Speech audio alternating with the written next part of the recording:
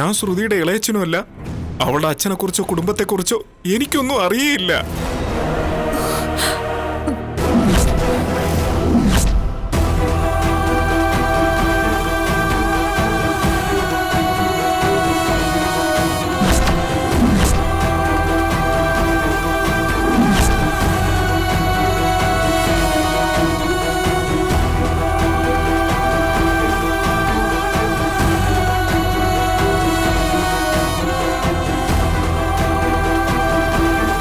ചെയ്തതൊക്കെ ശരിയാണെന്ന് തോന്നണ്ടോ? നിങ്ങൾ വലിയ കലാകാരനാണെന്നൊക്കെ അല്ലേ പറഞ്ഞേ? ഇവർക്കൊപ്പം കൂടിയിട്ട് ഒരു കുടുംബത്തെ ഒന്നാകെ ചതിക്കാനായിട്ട് നിങ്ങൾക്ക് എങ്ങനെയാ മനസ്സ് വന്നേ? ഞാൻ ചെയ്തത് തെറ്റാ. പക്ഷേ അറിഞ്ഞുകൊണ്ട് ഇന്ന് വരെ ആരെയും ചതിച്ചിട്ടില്ല, വേദനിപ്പിച്ചിട്ടുമില്ല. ഞാനേ അങ്ങനെ ഒരാളല്ല. സിനിമയിൽ അഭിനയിക്കാൻ ചാൻസ് വാങ്ങിത്തരാന്ന് പറഞ്ഞപ്പോ ഞാൻ അതിൽ വീണുപോയി. ഇളയച്ചനായിട്ട് വേഷം കെട്ടിയപ്പോ തമാശയായിട്ടാ എനിക്ക് തോന്നിയത്.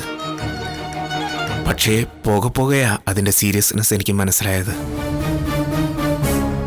അതിനകത്തുനിന്ന് രക്ഷപ്പെടാൻ കഴിയാത്ത വിധം ഞാൻ പെട്ടുപോയി സാർ.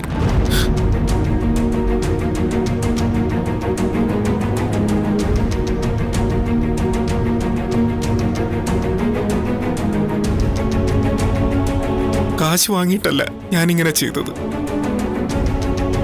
ശ്രുതിക്ക് വേണ്ടിയാ ഞാൻ കള്ളം പറഞ്ഞതും ഇങ്ങനെ ഒരു വേഷം കെട്ടിയതും.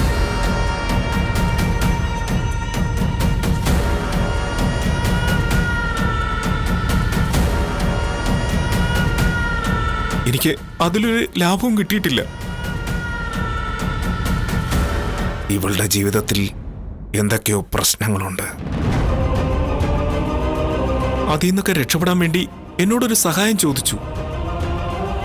ആദ്യം സിനിമയിൽ വേഷം കിട്ടാനായിട്ട് ഞാൻ ഇളയച്ചനായിട്ട് അഭിനയിച്ചു. പിന്നീട് ഇവളെ സഹായിക്കാൻ വേണ്ടിയിട്ട് എനിക്ക് അഭിനയിക്കേണ്ടി വന്നു സാർ.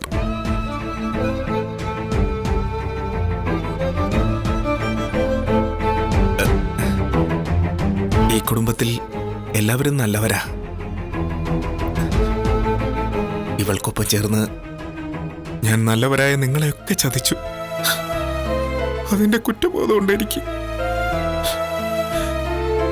എല്ലാവരോടും ഞാൻ ക്ഷമ ചോദിക്കുക.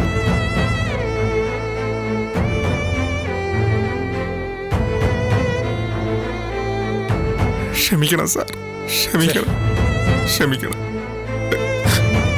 Please sir. അറിയാതെ അബദ്ധം പറ്റിപ്പോയി.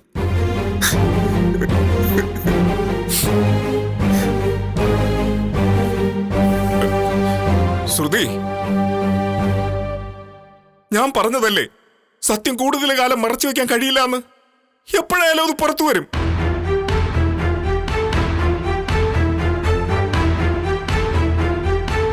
ആദ്യമേ ആ സത്യം പറഞ്ഞാൽ അതുണ്ടാക്കുന്ന പ്രയാസം കുറച്ചു കാലം മാത്രമേ കാണൂ. പക്ഷേ കള്ളം പറഞ്ഞാൽ വീണ്ടും വീണ്ടും കള്ളം പറഞ്ഞുകൊണ്ടേയിരിക്കും.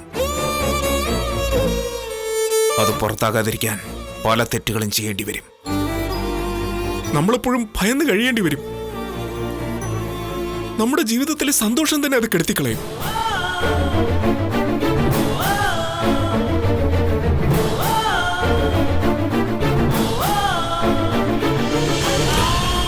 ശ്രുതി,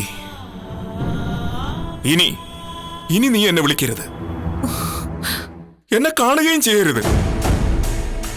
ഇത്രയും കാലം എന്നിലെ നടനെ ഉപയോഗിച്ച് നീ രക്ഷപ്പെടുകയായിരുന്നു.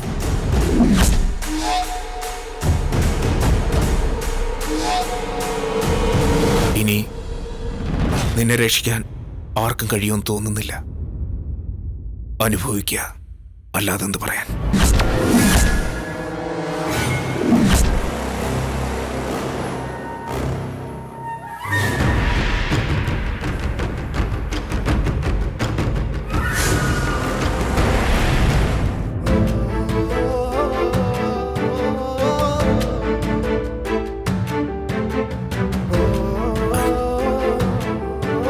സാർ,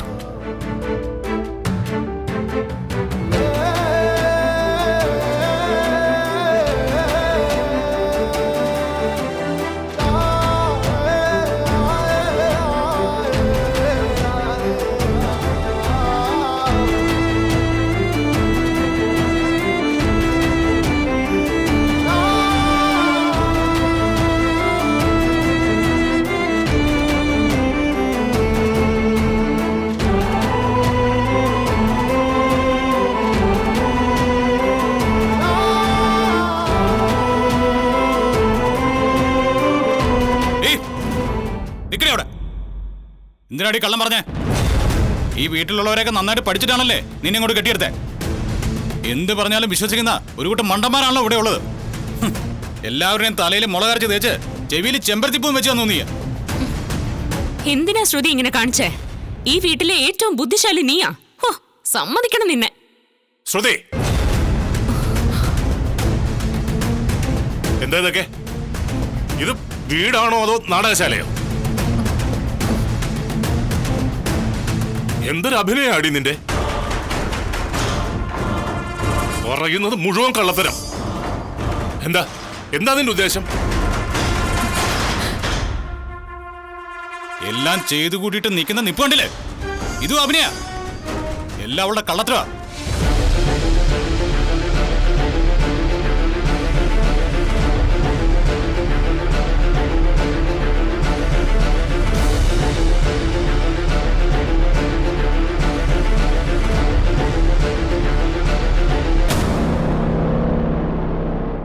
നിനക്ക് മനസാക്ഷി കുത്തില്ലേടി? നിന്നെ വിശ്വസിച്ച ഒരു കുടുംബത്തെ നീ ഇത്രയും നാൾ ചതിക്കായിരുന്നില്ലേ? ഞങ്ങളെയൊക്കെ മണ്ടന്മാരാക്കായിരുന്നില്ലേ? അങ്കിള് ഇല്ലങ്കിള് ഞാനങ്ങനെ അറിയാം മണ്ടന്മാരാക്കാൻ. ഒരക്ഷരം മിണ്ടരുത്. എനിക്കൊന്നും കേൾക്കണ്ട. ഒന്നിനും കൊള്ളാത്ത ബുദ്ധിയും വിവരമില്ലാത്ത മണ്ടന്മാരാ ഞങ്ങള്. ഉള്ളിൽ ചിരിച്ചുകൊണ്ട് ഞങ്ങളെല്ലാം പരിഹസിക്കായിരുന്നല്ലേ? അങ്ങനെയല്ലേ നീ ഇത്ര നാളിവിടെ കഴിഞ്ഞേ?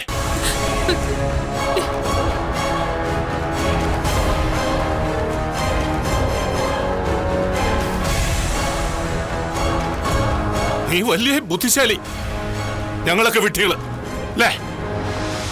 അങ്ങനെയല്ലേ നീ കരുതേ? അല്ലങ്കിള് എനിക്കിത് വിശ്വസിക്കാൻ കഴിയുന്നില്ല. ഇങ്ങനെയൊക്കെ ഒരു പെണ്ണിന് കള്ളം പറയാൻ കഴിയുമോ? ചതിക്കാൻ പറ്റുമോ?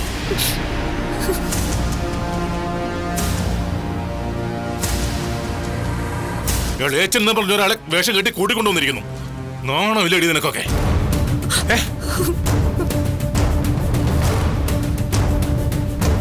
നീലിമ കാശ് എന്ന കാര്യം മറച്ചു വെച്ചിട്ട് നിന്റെ അച്ഛൻ അയച്ചു എന്ന കാശ് കൊണ്ടാണ് ബിസിനസ് തുടങ്ങിയെന്ന് നീ കള്ളം പറഞ്ഞു. ഇപ്പതേ വേറൊന്ന്. നിനക്ക് ഞാൻ അന്ന് വാണിംഗ് തന്നതല്ലേടി? നല്ല മരുമകളായിട്ട് കുടുംബത്ത് കഴിയണമെന്ന് നിന്നോട് ഞാൻ പറഞ്ഞതല്ലേടി? ആവർത്തിച്ച് ഞാൻ പറഞ്ഞതല്ലേ? എന്ത് പറഞ്ഞിരുന്നു. അപ്പോഴെങ്കിലും നിനക്ക് ഈ കാര്യം എന്നോട് പറയാറുന്നില്ലേ? സത്യം പറയാറുന്നില്ലേ എന്നോട്? ഇപ്പഴാ നീ പറയുന്നേ?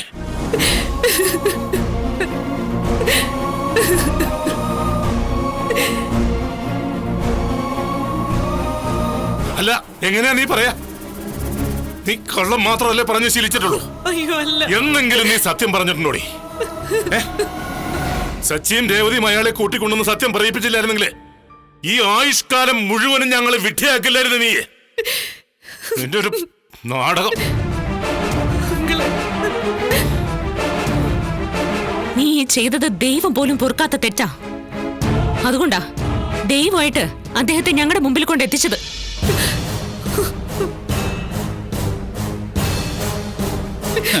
ഇവളുടെ മലേഷ്യൻ കഥകളൊക്കെ കെട്ടിച്ചമച്ചാണോന്ന് ഞങ്ങൾക്ക് നേരത്തെ തന്നെ സംശയം ഉണ്ടായിരുന്നു. അതുകൊണ്ട് ഞങ്ങൾ ആരും അറിയാതെ അന്വേഷണം തുടങ്ങി. മലേഷ്യയിൽ നിന്ന് വന്ന രണ്ടുപേരെ വിരുന്ന് കൊടുക്കാനെന്ന് പറഞ്ഞ് ഞങ്ങളിവിടെ എത്തിച്ചു. അതും അതിന്റെ ഭാഗമായിട്ടാ. അവരോട് സംസാരിച്ചാലേ ഇവളുടെ കള്ളത്തിലൊക്കെ പൊളിയല്ലോ. അതുകൊണ്ടാ ഇവള് പല്ലുവേദന അഭിനയിച്ച് മിണ്ടാതെ നിന്നത്.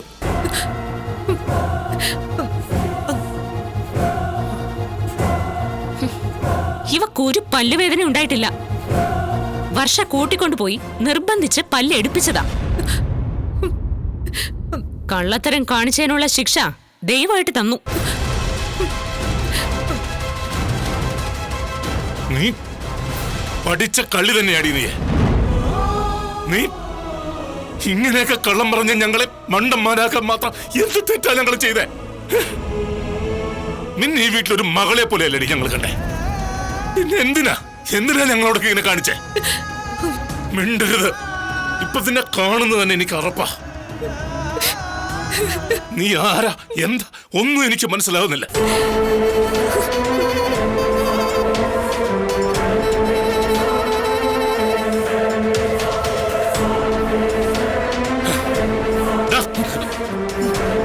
പറയടാ, നിനക്കിത് നേരത്തെ അറിയായിരുന്നോ?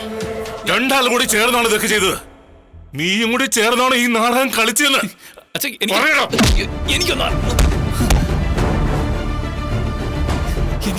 എനിക്കൊന്നും അറിയില്ലായിരുന്നു. ഇവിടെ പറഞ്ഞതൊക്കെ ഞാനും വിശ്വസിച്ചു. ഇവിടെ എന്താ നടക്കുന്നതെന്ന് പോലും എനിക്ക് മനസ്സിലാവുന്നില്ല. ഇത്രയും കാലം ഇങ്ങനെ ഒരുത്തിയുടെ കൂടെയാണല്ലോ ഞാൻ ജീവിച്ചത്. എന്നെ ഇവിടെ ചതിക്കുകയായിരുന്നു അച്ഛാ.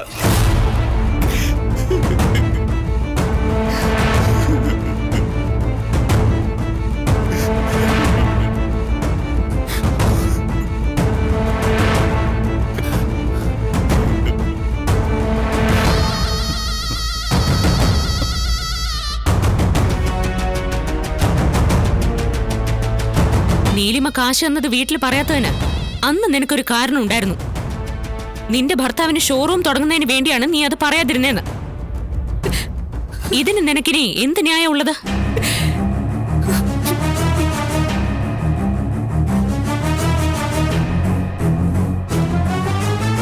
മലേഷ്യക്കാരൻ, പണക്കാരൻ അച്ഛൻ, ഇതൊക്കെയാണ് മെയിൻ കള്ളം. പിന്നെ ഇളയച്ചൻ, ജയിലിൽ അച്ഛന്റെ മരണം, സ്വത്ത്, കേസ്, ലൊട്ടിലൊടുക്ക്, ഇതൊക്കെ മെയിൻ കള്ളങ്ങൾ പൊളിയാതിരിക്കാൻ പറഞ്ഞ എക്സ്ട്രാ കള്ളങ്ങളാ. ഇതൊന്നും നിനക്കറിയില്ലായിരുന്നല്ലോ. ഇല്ല, ഇളയച്ചെന്ന് പറഞ്ഞ് നീ അയാൾ എന്റെ അമ്മയുടെ വീട്ടിൽ വരെ കൊണ്ടുവന്നു. ഞങ്ങൾ സ്വന്തം വീട്ടുകാരെ പോലെ അയാളെ സൽക്കരിച്ചേ. ഞങ്ങളുടെയൊക്കെ മുഖത്ത് ചെരുപ്പൂരി അടിക്കല്ലേ നീ ചെയ്തേ? അങ്കിള് മിണ്ടിപ്പോകരുത്. അദ്ദേഹത്തെ ഇങ്ങനെ ഒരു വേഷം കെട്ടിച്ച് ഞങ്ങളുടെ മുന്നിൽ കൊണ്ടുവന്നു എന്തിനായിരുന്നടി? എന്തിനാ നീ കള്ളം പറഞ്ഞേ? എന്തിനാ ഇങ്ങനെ ചെയ്തേ? പറയേ. ഞാൻ നിങ്ങളെയൊക്കെ നിർത്തടി.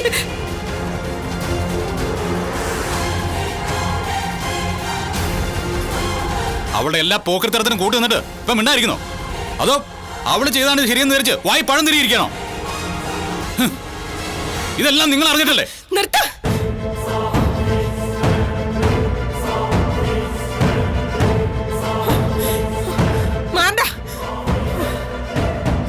കള്ളി, എവിടുന്നാടി നീ വരുന്നേ?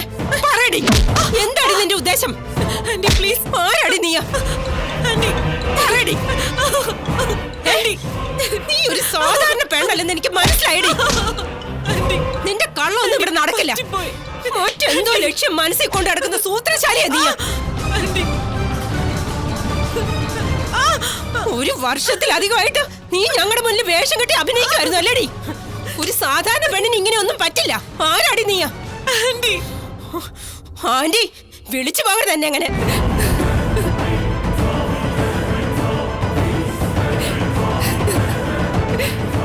ആന്റി ആന്റിന്ന് വിളിച്ചു പുറകെ കൂടി എന്റെ സ്നേഹം പിടിച്ചു പറ്റി ഒടുവിൽ എന്റെ മൂർത്താവിൽ തന്നെ അടിച്ചു അല്ലേടി? മനുഷ്യരാകുമ്പോ കള്ളമൊക്കെ പറയും. കള്ളത്തരം കാണിക്കാത്ത ആൾക്കാരും ഇല്ല. പക്ഷേ ഇവളെ പോലെ ആരെങ്കിലും ഉണ്ടോ? പറയുന്നത് മുഴുവൻ കള്ളം, വാ തുറന്ന കള്ളം. ഒരു തവണ ഞാൻ നിനക്ക് താക്കീത് തന്നതാ, എന്നിട്ട് നീ പഠിച്ചില്ല അല്ലേ?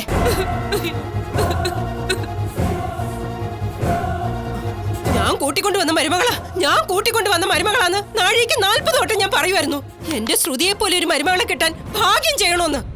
ഈ നാട്ടിൽ വേറെ ഒരു വീട്ടിലും ഇതുപോലൊരു മരുമകളെ കാണില്ലെന്ന് ഞാൻ പാടി നടന്നു. പക്ഷേ ഇന്ന് നീ എന്നെ ചെരുപ്പൂരി അടിച്ചു. നിർത്ത്, എന്നെ അങ്ങനെ വിളിക്കരുതെന്ന് പറഞ്ഞില്ലേ? എങ്ങനെ മിനിറ്റിന് നിനക്ക് കള്ളം പറയാൻ പറ്റുന്നു? സമ്മതിക്കണം നിന്നെ. കുടിച്ച വെള്ളത്തിൽ പോലും നിന്നെ വിശ്വസിക്കാൻ പറ്റില്ല. ഈ നിന്നെയൊക്കെയാണല്ലോ ഇത്രയും കാലം ഞാൻ തലയിൽ കൊണ്ടു നടന്നത്. എനിക്ക് നിന്നോട് പുച്ഛം തോന്നുവാടി, വെറുപ്പ്.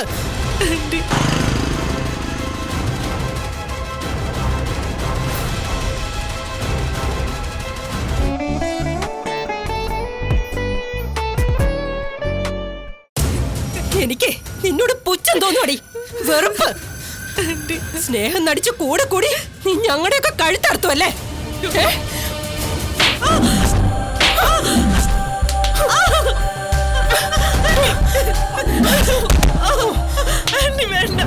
ഏതോ ഒരു ഇറച്ചി വെട്ടുകാരനെ ഇളയച്ചനാണെന്ന് പറഞ്ഞ് കൂട്ടിക്കൊണ്ടുവന്ന് നീ ഞങ്ങളെ കൊണ്ട് വെച്ച് വിളമ്പിച്ചില്ലടി. എന്തൊരു ധൈര്യമാണ് നിനക്ക്? നിനക്ക് വേണ്ടി ഞാൻ എന്തൊക്കെ ചെയ്തോടി? എന്നെ പോലും നീ പറഞ്ഞു പറ്റിച്ചില്ലേ രോഗി?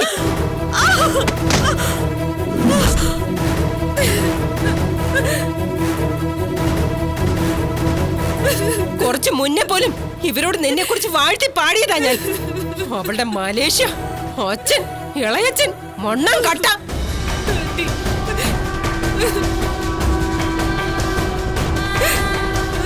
മൂന്ന് മരുമക്കളില് ഞാൻ ഏറ്റവും കൂടുതൽ സ്നേഹിച്ചത് നിന്നെയായിരുന്നു. എന്നോട് തന്നെ നീ.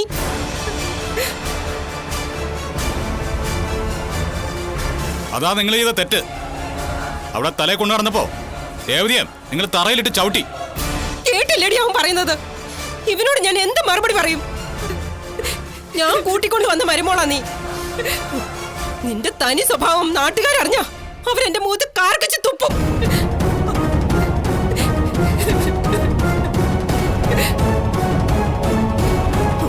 അവള് കിടക്കുന്ന കണ്ടില്ലേ? ഇങ്ങോട്ട് പാടി. പാവം എന്റെ മോൻ. അവൻ എന്ത് തെറ്റാടി നിന്നോട് ചെയ്തേ? എന്തിനാടി അവനെ ഇങ്ങനെ ദ്രോഹിച്ചത്? നീ പറയുന്നതൊക്കെ വിശ്വസിച്ച് ഒരു തലയാട്ടി ബൊമ്മ പോലെ തലയാട്ടിക്കൊണ്ട് ആ പാവം നിന്റെ കൂടെ നിന്നില്ലേ? അവനെ നീ ചതിച്ചില്ലേടി?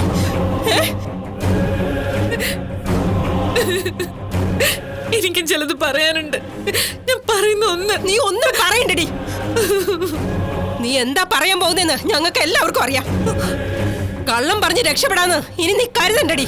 പേരും കള്ളി. സുധി, സുധി, ഞാൻ പറയുന്ന ഒന്ന് കേക്ക്. നിക്കടി അങ്ങോട്ട്. എന്റെ മോനോട് സംസാരിക്കാൻ നിന്നാ കൊന്നു കളയും നിന്നെ ഞാൻ.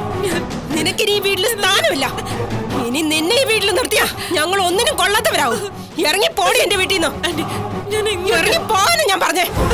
അങ്കിളെ, അങ്കിളെ, എന്നെ ഇവിടുന്ന് പറഞ്ഞു വിടല്ലെന്ന് ആന്റിയോട് ഒന്നും പറയങ്ങളെ. പ്ലീസ് അങ്കിളെ, എന്നോട് ക്ഷമിക്കങ്ങളെ. ക്ഷമിക്കാനോ? നിന്നോട് പലവട്ടം ക്ഷമിച്ചതാ. അത് തെറ്റായെന്ന് എനിക്കിപ്പോ തോന്നുക. നീ അവനെ കണ്ടോ? എന്റെ മോനെ കണ്ടോന്ന്? അവന്റെ കണ്ണുകളിലേക്ക് നീ ഒന്ന് നോക്ക്.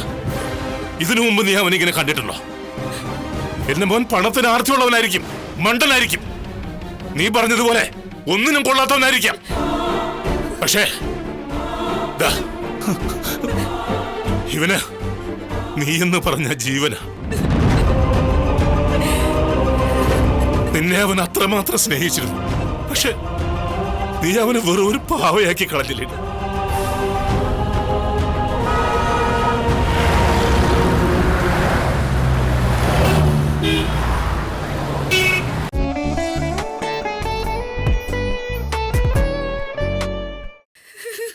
നിന്നെ അവൻ അത്രമാത്രം സ്നേഹിച്ചിരുന്നു. പക്ഷെ നീ അവനെ വെറും ഒരു പാവയാക്കി കളഞ്ഞില്ലേ? അങ്കിളെ, അല്ല, എനിക്കും സുധിയ ജീവന. അത്രയ്ക്ക് സ്നേഹം എനിക്ക് സുധിയോട്. എന്നിട്ടാണോ നീ അവനോട് ഇങ്ങനെയൊക്കെ ചെയ്തേ? ഇത് നീ പറയുന്ന അടുത്ത കള്ളം. നിനക്ക് അവനോട് അത്രയ്ക്ക് സ്നേഹം ഉണ്ടായിരുന്നെങ്കിൽ നീ അവനോട് ഇങ്ങനെയൊന്നും ചെയ്യില്ലായിരുന്നു. സത്യങ്ങളെല്ലാം നേരത്തെ പറഞ്ഞേനെ. എന്തുകൊണ്ടാണ് നീ അത് മുന്നേ പറയാതിരുന്നേ? സത്യം പറയടി.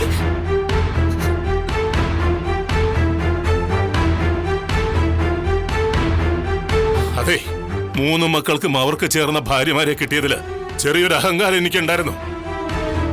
മക്കളും അവരുടെ ഭാര്യമാരും സന്തോഷത്തോടെ ജീവിക്കുന്നതിനപ്പുറം അച്ഛനമ്മമാർക്ക് വേറെ എന്ത് ഭാഗ്യമോ വേണ്ടേ? പക്ഷെ നീ ഞങ്ങളുടെ എല്ലാവരുടെയും സന്തോഷം കെടുത്തി, കുടുംബത്തിന്റെ സമാധാനം കെടുത്തി. എങ്ങനെ ക്ഷമിക്കോടി നിന്നോട് ഞങ്ങൾ?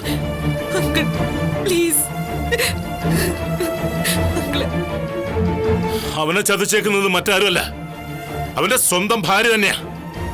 അവനെല്ലാവരും കളിയാക്കാറുണ്ട്, പരിഹസിക്കാറുണ്ട്. അന്നൊന്നും അവൻ കരഞ്ഞു കണ്ടിട്ടില്ല ഞാൻ. പക്ഷേ നിന്റെ ഈ പരിഹാസം കൂടിപ്പോയി. അവനത് സഹിക്കാവുന്നതിലപ്പുറം. എന്റെ മോൻ നിന്റെ മുന്നിൽ ഇങ്ങനെ നിൽക്കുമ്പോ ഞാൻ എങ്ങനെയാണ് ഇതിനോട് ക്ഷമിക്കുക? നീയെങ്കിലും ഒന്ന് പറ. എന്നെ ഇറക്കി വിടില്ലെന്ന് നീയെങ്കിലും ഒന്ന് പറ. മാറി അങ്ങോട്ട്. നീ എന്തിനാ രേവതി മോളുടെ മുമ്പിൽ കൈകൂപ്പി യാചിക്കുന്നേ? ചന്ദ്ര രേവതിയെ വഴക്ക് പറയാത്ത ദിവസങ്ങളില്ല, കളിയാക്കാത്ത കുറ്റം പറയാത്ത ദിവസങ്ങളില്ല. രേവതി ഒരു കാശില്ലാത്ത വീട്ടിലെ പെണ്ണായതുകൊണ്ടല്ലേ ഇവിളിങ്ങനെയൊക്കെ പെരുമാറിയ? നീ ഇതെല്ലാം കണ്ടിട്ട് ആസ്വദിക്കായിരുന്നില്ലേടി? പറയടി. കയ്യിൽ കാശില്ലാത്ത നീ പണക്കാരിയായിട്ട് അഭിനയിച്ച് ചന്ദ്രയ്ക്ക് കൂട്ടുനിന്നു. എന്നിട്ട് നിന്റെ അഭിനയം പാളിയപ്പോ രേവതി മോളുടെ മുന്നിൽ കൈകൂപ്പിയെന്ന് വേറൊരു അഭിനയം.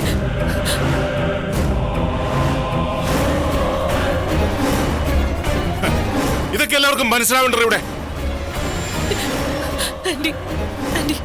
ഇത്തവണയും കൂടെ എന്നോടൊന്ന് ക്ഷമിക്കാൻ വിടറി. നിന്റെ നാടകങ്ങളി ഞാൻ നിർത്തി തരാടി. പോടി ഇവിടെ. ഇറങ്ങി പോടി എന്റെ വീട്ടിൽ നിന്ന്. ഇറങ്ങി പോടി. ഇറങ്ങി പോകാൻ പറഞ്ഞു. നിങ്ങൾ എന്നെ അടിച്ചോ കൊന്നോ എന്ത് വേണേലും ചെയ്തോ, പക്ഷെ ഞാൻ പറയുന്ന ഒന്ന് കേൾക്കാൻ. ഒന്നും പറയണ്ട നീ. ഇത്രയും കാലം നീ പറഞ്ഞ കള്ളങ്ങളൊക്കെ ഞങ്ങൾ കേട്ടു. ഇനി ഓരോന്ന് പറഞ്ഞ് ഞങ്ങളെ വിട്ടികളാക്കാൻ നോക്കണ്ട. ഇനി ഈ വീട്ടിൽ ഒരു നിമിഷം പോലും നിന്ന് നിൽക്കരുത്. നിന്നെ കാണുന്നതേ എനിക്ക് അറപ്പാ. പോടി ഇങ്ങോട്ട്. ഞാൻ പോവില്ല. പോടില്ല, ഞാൻ പോരാൻ. ഇത് എന്റെ വീടാ. ഇവിടെ ആര് നിൽക്കണ്ടെന്ന് ഞാൻ തീരുമാനിക്കും. ഇറങ്ങി പോകാൻ. സുധി എടി സുധി, ഞാൻ സുധിയുടെ കാല് പിടിക്കാം പ്ലീസ്. സുധി എന്നെ ഇറക്കി വിടില്ലെന്ന് ഒന്നും പറ സുധി. പറ സുധി. സുധി ഇല്ലാതെ എനിക്ക് ജീവിക്കാൻ പറ്റില്ല സുധി. സുധി വിട്ട് ഞാൻ എവിടെയും പോവില്ല സുധി. സുധി പ്ലീസ് സുധി എന്നെ പറഞ്ഞു വിടില്ലെന്ന് പറ സുധി. സുധി പ്ലീസ്. അവളുടെ ഒരു സുധി എണ്ണക്കടി പേരും കള്ളി. ഇങ്ങോട്ട് വാടി. വാടി ഇങ്ങോട്ട്. വാ. വരാൻ. ഇറങ്ങി പോടി. വാ. വരാൻ. വാടി. എന്റെ മോന്റെ കണ്ണീരിന് കാരണക്കാരി നീയാ. നീ ഇവിടെ നിന്നാ അവന്റെ ജീവന് പോലും ആപത്താ. നിന്നെ ഇനി ഇവിടെ വേണ്ട. എനിക്ക് എന്റെ മോനെ മതി. ഇറങ്ങി പോടി.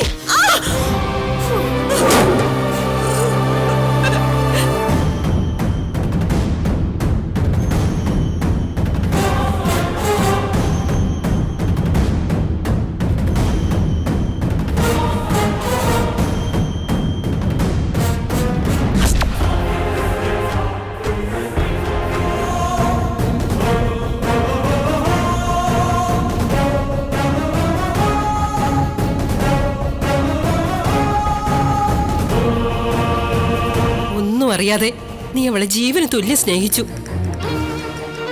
നിന്റെ എല്ലാം ആയിരുന്നില്ലേ അവള്? അവൾക്ക് അവളോട് മാത്രമാ സ്നേഹം. അവളുടെ ജീവിതം മാത്രമാ വലുത്. അന്ന് അവളെ ഇവിടെ നിന്ന് ഇറക്കി വിട്ടതാ ഞാൻ. അതുവഴി ഇങ്ങ് പോട്ടെന്ന് കരുതിയാ മതിയായിരുന്നു. അവള് തിരിച്ചു കയറ്റിയത് തെറ്റായി പോയി. ഇനി ആ തെറ്റ് ഞാൻ ആവർത്തിക്കില്ല. അതുകൊണ്ട് ഞാൻ ചെയ്ത തെറ്റ് ഞാൻ തന്നെ തിരുത്തും മോനെ. നല്ലൊരു പെണ്ണിനെ കൊണ്ട് ഞാൻ നിന്നെ വിവാഹം കഴിപ്പിക്കും.